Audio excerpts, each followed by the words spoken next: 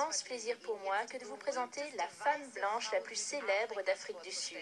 Ce qualificatif ne vient pas de moi, mais de Nelson Mandela en personne, qui l'a un jour décrite ainsi. Elle nous a déjà honorés de sa présence une fois au Teddy. Elle n'est pas seulement une artiste de talent, mais elle se sert depuis toujours de sa voix et de sa notoriété pour sensibiliser le public au sida et à toutes les problématiques qui y sont liées.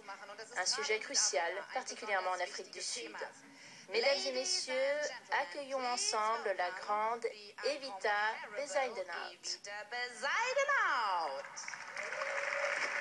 Evita Bezuidenhout, la femme blanche afrikaner dont Desmond Tutu aussi avait dit que c'était la femme blanche la plus connue d'Afrique et qui était d'ailleurs présente au Teddy il y a 3 ans et qui a eu droit à une standing ovation pour son numéro très politique.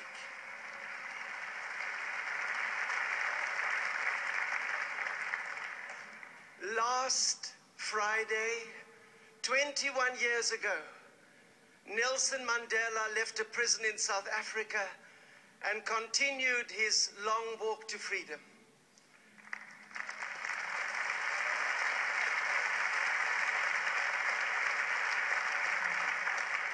Last week, 7 days ago, last Friday, Hosni Mubarak left the presidency of Egypt and started his long walk to The Hague.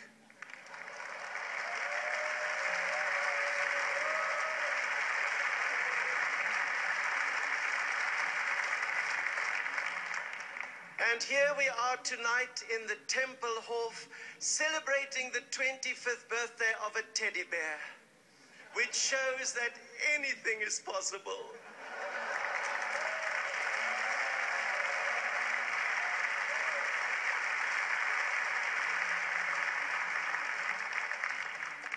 They call me the most famous white woman in South Africa, which is very sweet, but not quite true. There are many famous white women in South Africa, but they are not here tonight.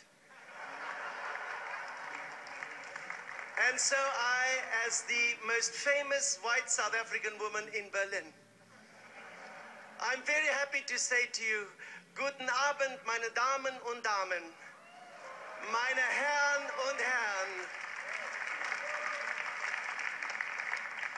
In this extraordinary Tempelhof, the history is very thick in the air tonight.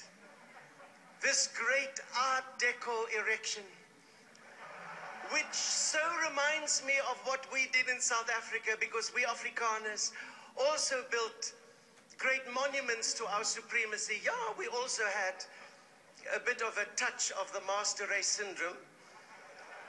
We built the Voortrekker Monument, which was a copy of your Denkmal in Leipzig.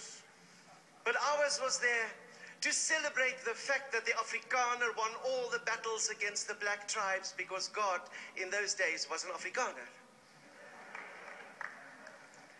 Of course, we didn't land aeroplanes there as you landed here. I must say your people were cleverer than our people.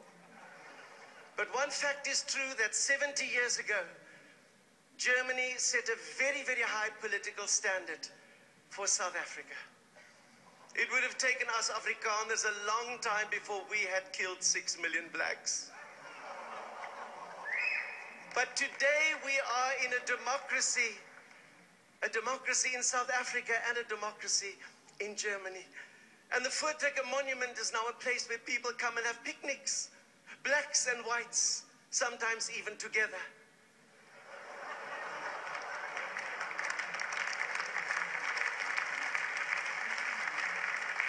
And here you are in the Tempelhof, and you are not frightened of being arrested or sent away to a concentration camp. No, my dear friends, the only pink star you wear is the pink star in your hair.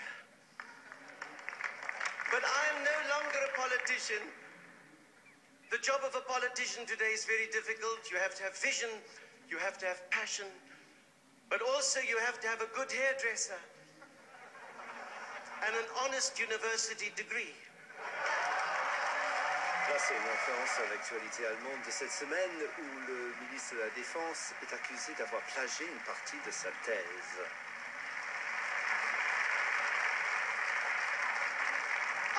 found something far more important than politics. Cooking. Yes, I cook for reconciliation. Imagine if you are friends and you sit together around a table and you eat Apfelstrudel and you talk and you become better friends. Now imagine what we can do if we can put enemies around a table. What can they do? I want to put a Clinton next to a Taliban. I want to put a German finance minister next to a Greek banker. Angela Merkel should know this. Golda Meir did know this. Margaret Thatcher ignored this. We women are strong in the kitchen. I want women to go back to the kitchen. Let the men run businesses and banks and play golf. It'll keep them off the streets. Because when your husband comes home and you've cooked his favorite food, he will eat that food with a smile and then you will have a family. When your husband comes home and you're not there with his favorite food, he will go to another woman for that food and you will never have a family. And in those moments that your husband is eating the food you made with such love and his mouth is full, then you can talk. It's in those moments that we women have changed the history of the world. So I found out that the way to a politician's mind is not through his brain, it's through his stomach. I mean, look, in America, they shot Ronald Reagan through his head. It made no difference whatsoever.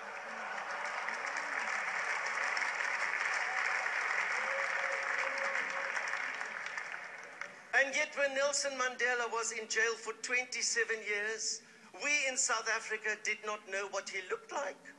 Because our politicians said, you may not see his picture. And we said, ja, baas. Our politicians said, you may not hear Mandela's voice. And we said, ja, mein Führer. I did not even know why Mandela was in jail. I thought he'd stolen a car. That's what happens when we allow politicians to hide their corruption behind words like secrecy and state security. They destroy the world and get away with it, and we say nothing because they've cut out our tongues, they've made us blind, they've made us deaf. Both Germany and South Africa went through that for too long. It must never happen again. Nie wieder, niemals wieder.